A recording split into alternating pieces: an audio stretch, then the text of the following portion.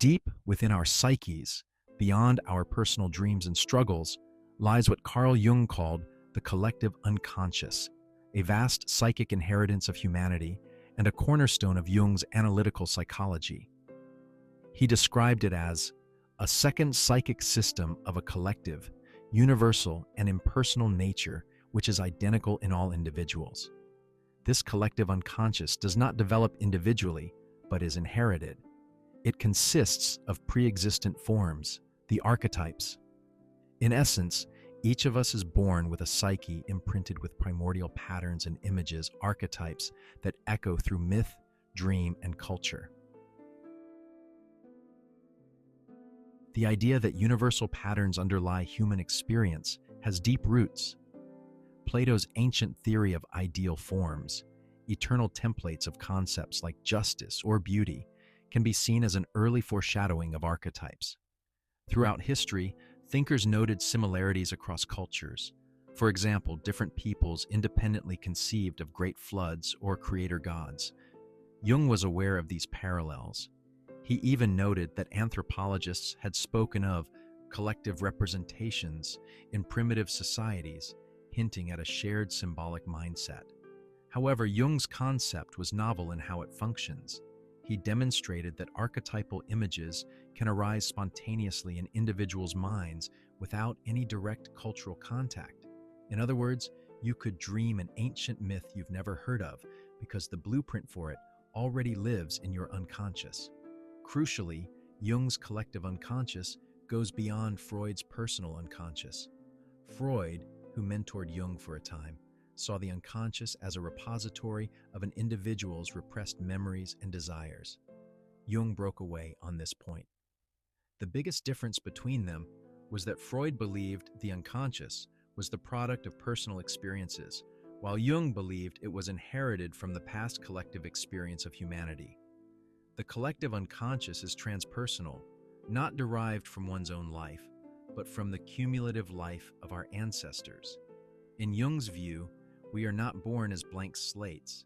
Instead, our minds come pre-stocked with the ancient wisdom and instincts of our species.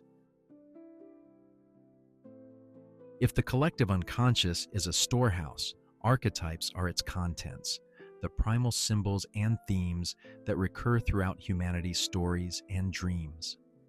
Jung wrote that this deep layer of psyche consists of mythological motifs or primordial images, for which reason the myths of all nations are its real exponents.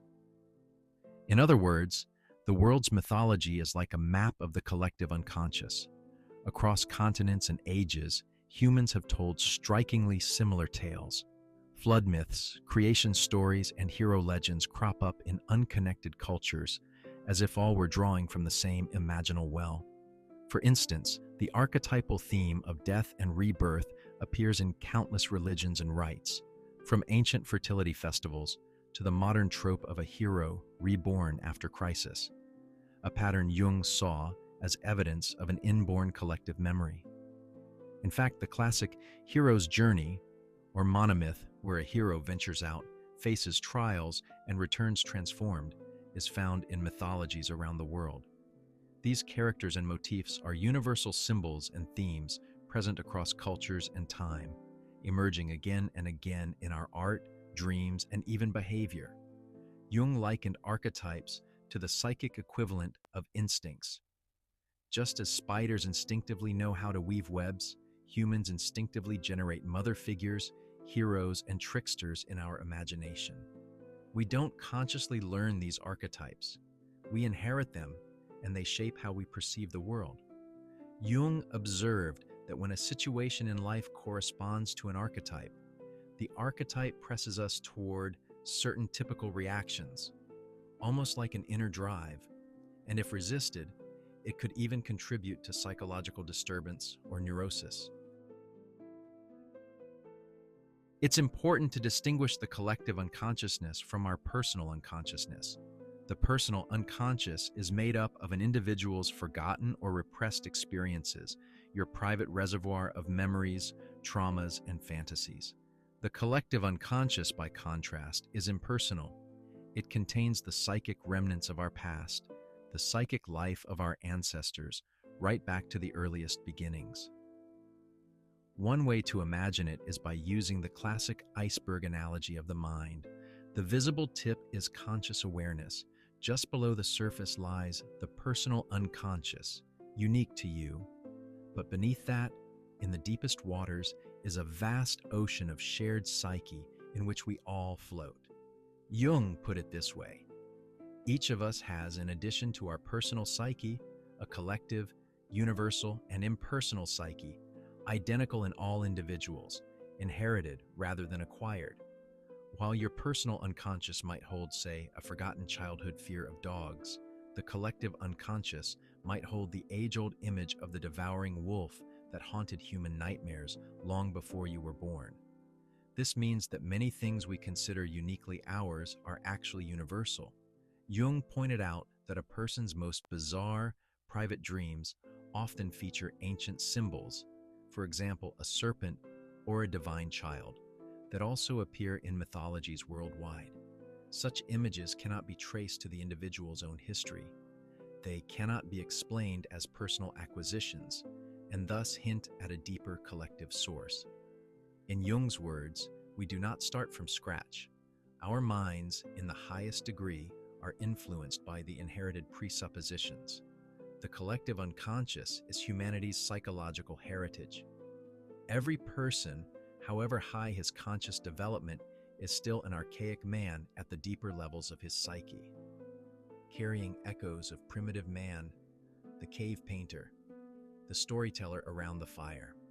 Carl Jung's theory of the collective unconscious remains one of the most intriguing bridges between psychology and the human spirit. It offers a framework in which science and myth, biology and theology, rationality and mysticism all meet. The collective unconscious gives form to our deepest common experiences that still lives within us. Whether one takes it as metaphor or literal truth, the concept carries a powerful message. We are not alone in our psyche. Our personal depths open into a vast collective sea where the ancient currents of human experience flow. By exploring that sea, decoding our dreams, studying religions and myths, or recognizing the archetypal dramas playing out in our lives, we can find meaning and connection that transcends the individual. Jung's vision of the collective unconscious invites us to see humanity as one great storytelling mind, continually creating and living its myths.